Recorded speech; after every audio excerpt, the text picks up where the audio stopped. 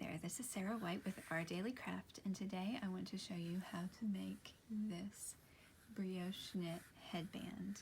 So this uses the most basic stitch in brioche knitting and is a great practice project for learning how to do brioche knitting. If you don't want to make a headband, you could make a scarf or a washcloth or whatever kind of little project you want to do to get this technique down. So brioche knitting is a lot of fun.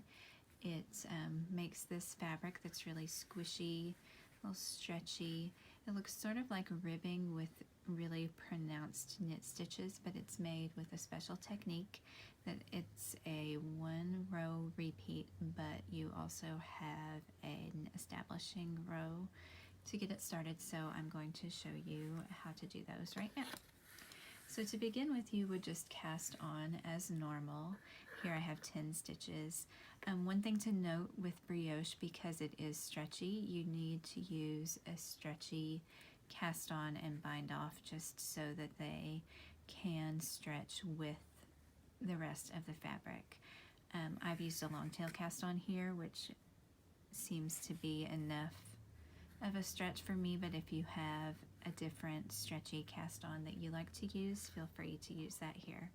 So again, I have 10 stitches and we're going to start with the setup row. So the main technique that you need to learn for brioche knitting is a stitch that is abbreviated YF SL1 YO, and I think that it actually takes longer to say than it does to do, so I'm going to break down each of those little pieces for you. Because we're on the first stitch of a row, you do the yarn forward just by starting with your yarn in the front, so that's YF.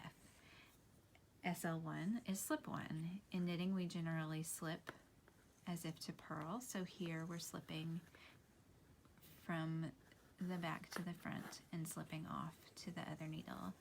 Then the yarn over bit is done just by taking the yarn from the front to the back over the needle as if you were making a yarn over. And then the next stitch in the setup is just knit. And then we repeat that across. So yarn forward, slip 1, take the yarn back to the back as if you were making a yarn over, and knit 1. You can see by the way that I hold my yarn that it's a pretty small movement to bring it to the front, and then just I can leave my finger where it was and knit that next stitch, and the yarn's already in the back. So just bring the yarn forward, slip the stitch, and then knit the next one. Yarn forward, slip 1, take the yarn back to the back, and then again knit that last stitch. And you can already see it's kind of looks messy because you have your knit stitches, and then the ones that you slipped also have that extra piece of yarn over top them.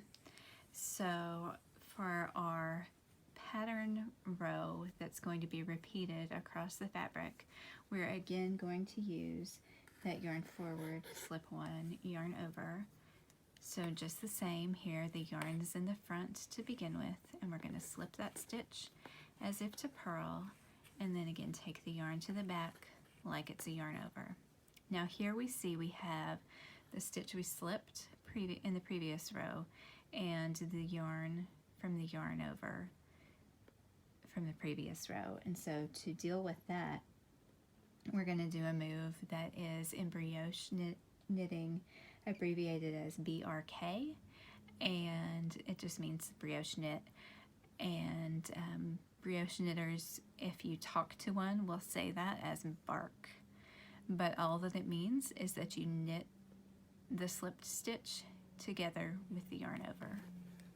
So you just do that, knit those two together, and then you repeat those two across. So you bring the yarn forward again, slip the stitch, take the yarn to the back, and knit these two stitches together. So you can see how once you get the rhythm, it's actually not difficult and it's not that slow. You can really get into the rhythm of the knitting and what you're doing pretty easily. So there, with that one row complete, it still looks pretty messy, but you're starting to see a little bit of the pattern emerge, and after a couple more rows you will start to see this highly textured fabric emerge. So if you want to knit a headband like this, for this one I cast on 14 stitches. You can do more or fewer as you like for the width that you would like. This one's more like an ear warmer. You could do maybe 6 stitches for a narrower headband, you know, maybe 20 stitches if you wanted to do a scarf instead, just whatever you like for the width.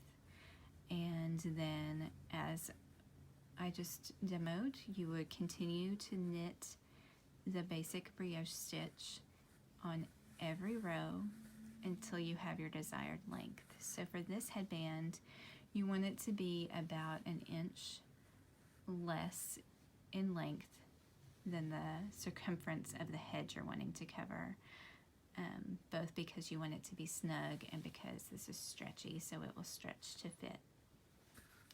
And then again, you bind off with a stretchy bind off, and then just sew the cast on and bind off edges together. I didn't do the best job here because of the nature of brioche knitting. It's not as easy to do a really nice clean seam like you would have on stockinette.